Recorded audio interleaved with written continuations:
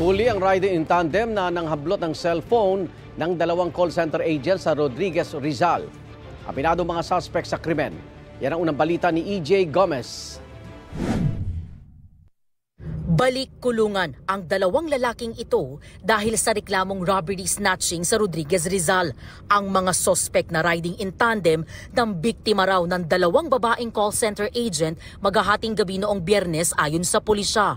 Kita sa CCTV ang mga 23 anyos na biktima sa gilid ng kalsada ng Barangay San Jose habang naghihintay ng kanilang masasakyan pa uwi. Hindi na nahagip ng CCTV pero sa bandang unahan lang daw ng kalsada sila nahablutan ng cellphone ng mga suspect. Sa may Barangay San Jose Bridge, yung snatcher ay doon sa baba. So ginapang lang niya sa packet doon sa may gilid, no? At hinablot nga itong cellphone ng dalawang babae. Kita ang paghabol ng mga biktima sa mga sospek. Nagsisisigaw din umano ang mga biktima na napansin ng ilang rider. Doon sa ating pangatlong CCTV, nagkataon naman na talagang umiikot yung ating kapulisan at nakasalubong nga nitong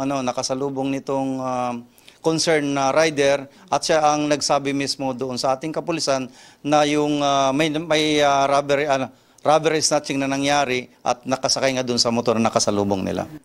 Isa raw sa mga sospek ang tumalon at naaresto ng mga pulis. Ang sospek naman na nakatakas sakay ng motorsiklo na aresto sa follow-up operation. Na-recover sa mga sospek ang motorsiklo, gayon din ang ninakaw na cellphone. Aminado ang mga sospek sa krimen. Gala-gala lang po kami. Tapos? Yun po, bigla na lang po ng Biglang? Nakablot po namin yung cellphone. Ano to, trick-trick lang ba, sir? Opo, humihingi po kami ng tawad. Yun lang po. Sa dalawa po namin complainant, humihingi po kami ng pasensya. Dati nang nakulong ang mga sospek dahil sa droga at nasa barangay watchlist din ayon sa pulisya. Sa Rodriguez Municipal Police Station Custodial Facility na kadetain ang mga sospek. Ito ang unang balita. EJ Gomez para sa GMA Integrated News.